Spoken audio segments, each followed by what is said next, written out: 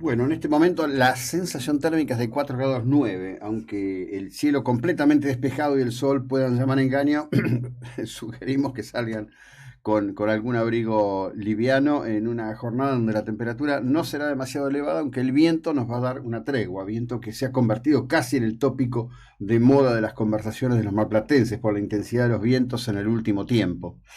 Quizás sea un dato afortunado en la era del COVID, ¿no? Un viento que limpia, que sacude, que permite que el aire esté mucho más saludable por momentos incómodos que fueren.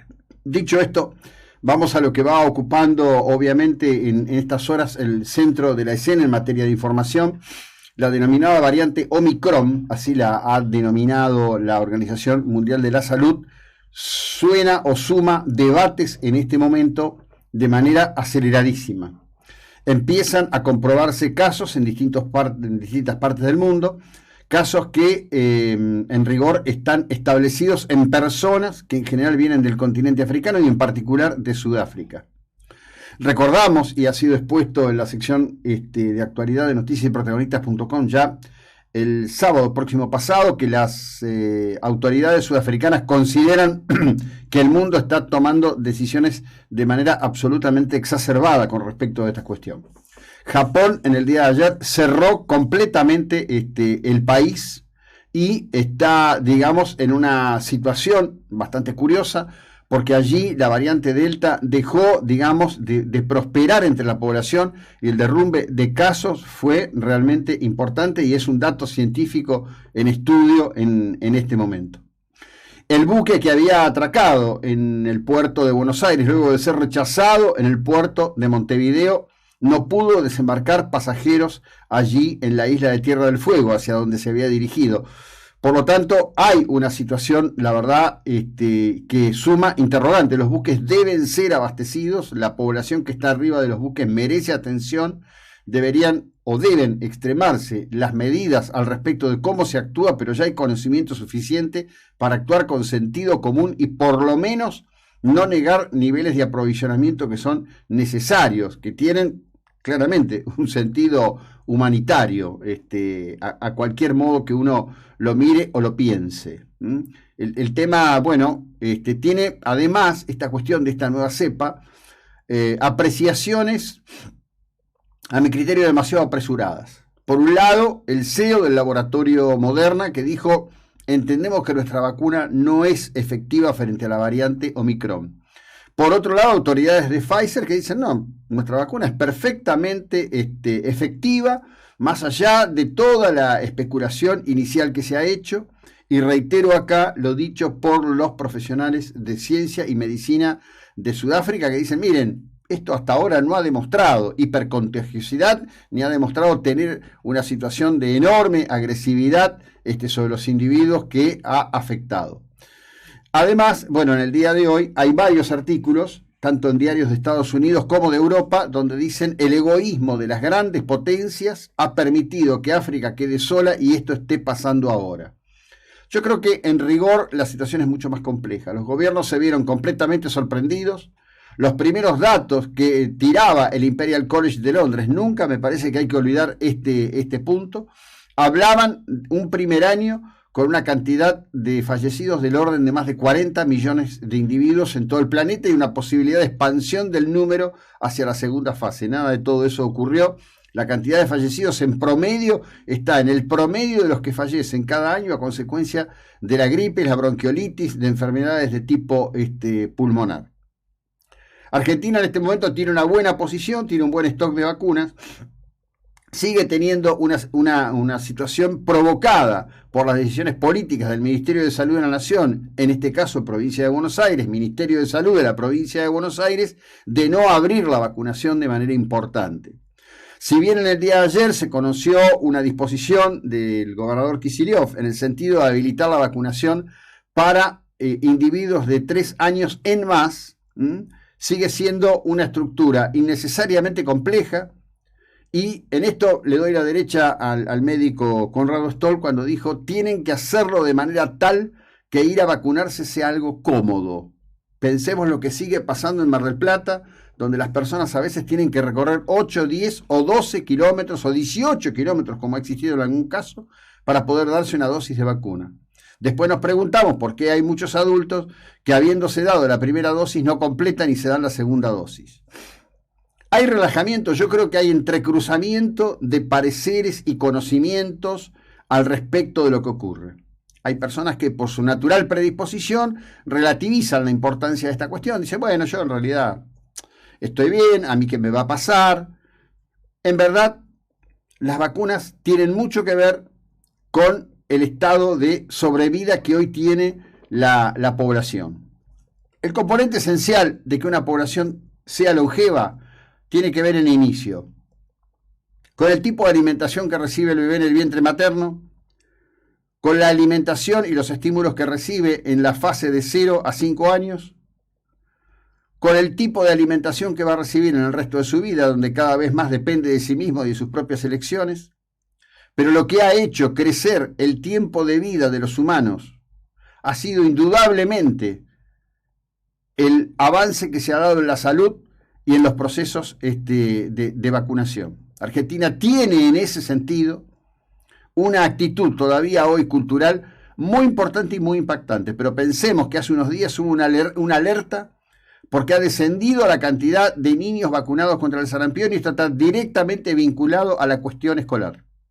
Cuestión escolar que en las últimas horas, de muy mala manera, con muy mala leche, como es de estilo, puso en atención de los argentinos la vocera del gobierno, la ex periodista Gabriela Cerruti, cuando dijo que los resultados de la prueba UNESCO 2019 eran la consecuencia directa del impacto del abandono por parte del gobierno de Mauricio Macri de la educación pública. Hay verdaderamente que ser tremendamente cínico y espantosamente hijo de puta para decir una cosa de estas características cuando no han hecho otra cosa que destrozar la educación pública en estos años. He dicho y repito y reitero ante ustedes que el proceso sistémico de destrucción de la educación pública bonaerense comenzó en la gobernación de Antonio Cafiero. Cuando Antonio Cafiero llegó a la gobernación de la provincia de Buenos Aires, derrotando a Juan Manuel Casela, lo primero que hizo fue romper uno de los mejores programas de enseñanza que tenía la provincia de Buenos Aires, que había llevado adelante la gobernación de Armendáriz en la persona del director general de escuela, José Gabriel Dumont. Era un acuerdo con la firma Talent, por el cual la firma Talent proveía las computadoras, la Dirección General de Escuelas pagaba la hora cátedra del docente y se le enseñaba a los chicos a programar. Uno de los lenguajes que se le enseñaba en aquellos años era COBOL. Muchos de esos jóvenes que aprendieron en la escuela pública a programar hoy son talentosísimos argentinos en el mundo del diseño, del software y del desarrollo del hardware, y muchos siguieron carreras terciarias inspirados por ese conocimiento introducido en una etapa muy temprana. ¿Qué hicieron? Lo demolieron, lo sacaron. La segunda conducta de la gobernación Cafiero fue introducir el criterio de los no repitentes, considerando que era humillante hacer repetir, que discriminaba. Esto se profundizó en el tiempo y luego vino la reforma educativa de Eduardo Duhalde, que fue siniestra para la educación pública en la provincia de Buenos Aires. En el periodo de 2016 a 2019, en las provincias de Santa Cruz, en la provincia de Chubut, la cantidad de días sin clases fue aterradora, literalmente, llevando en aquel momento al ministro de Educación, el hoy senador Bullrich, a decir que era probable que no se autorizara por parte del Ministerio de Educación de la Nación los títulos que tuvieran que ver con haber, por ejemplo, completado el 5º año para los alumnos de las provincias de Santa Cruz y Chubut. Que era una locura dar esos títulos cuando los chicos no tenían los contenidos mínimos y que esto los mutilaba directamente para cualquier idea de progreso educativo hacia adelante en el tiempo.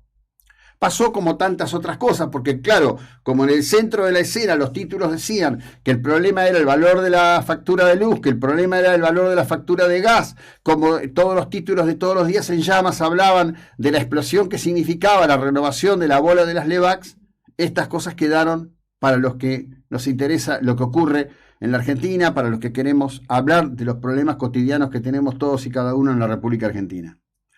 Hay un dato que es objetivo, fuertísimo. ¿Qué pasó en los 8 años de la desgobernación de Daniel Scioli en la provincia de Buenos Aires? en promedio, cada año de Scioli se perdió 45 días completos de clase. Estuvo 8 años en el gobierno.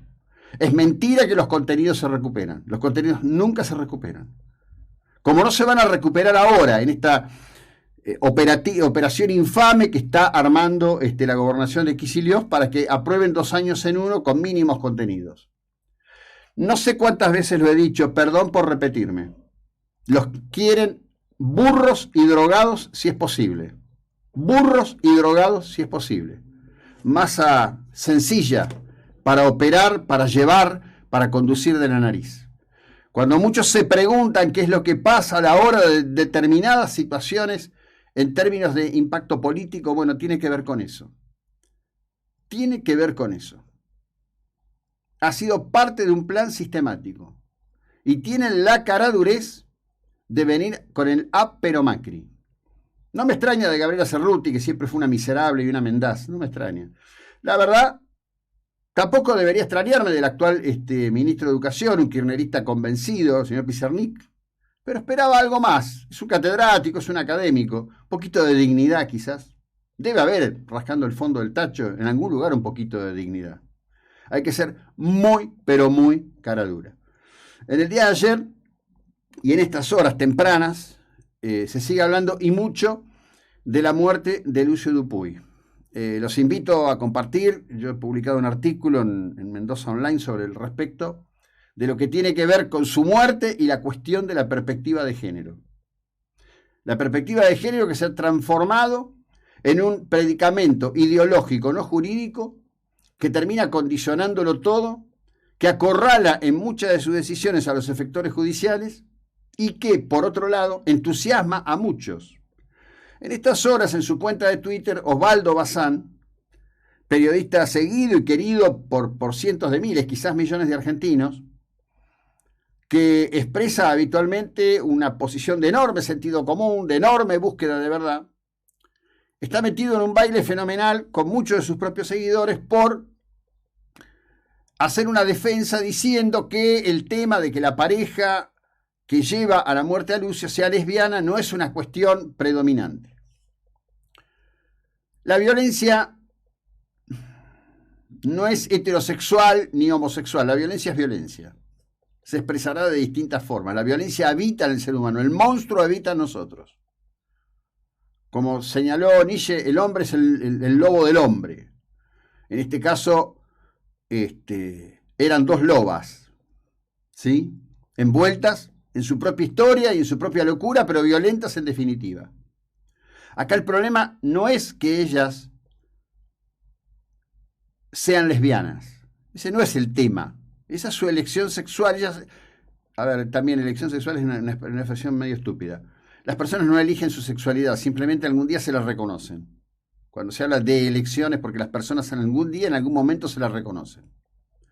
Habrá que ver en el tiempo cómo fue esa sinergia negativa entre las dos que llevó hacia todo ese odio a Lucio y que expresaba ese odio que lo llevó a la muerte.